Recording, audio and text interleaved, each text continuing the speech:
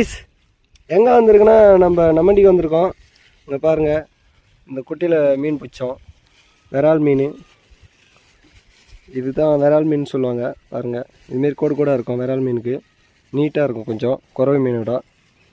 இது உழுவு மீன், இது பேர்.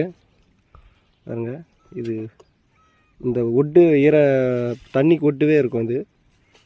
இது பேர் வந்து மீன். இது பேர் உழுவு மீன். இது பேர் கைஸ், இது பேர் வந்து கண்டை மீன். இது மோஸ்ட் ஆஃப் நிறைய இருக்கும். ஆனால் இப்போலாம் சமீப காலங்கள்லாம் இந்த மீனே காணும். கண்டை மீன்.